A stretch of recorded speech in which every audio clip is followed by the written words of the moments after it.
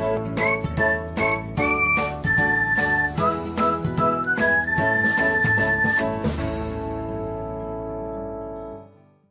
everyone, welcome back to another episode of Technologyglance.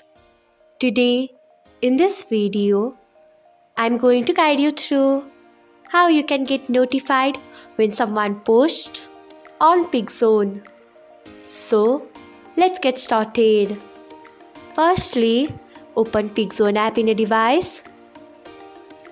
Then tap on three lines icon.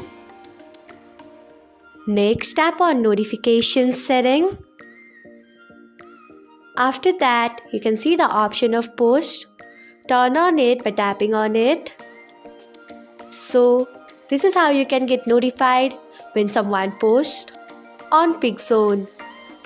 Thanks for watching.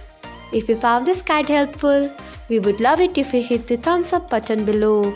We upload great new tech tutorials like this one every day. So, do not forget to subscribe to our channel and hit the bell icon so that you'll never miss another update.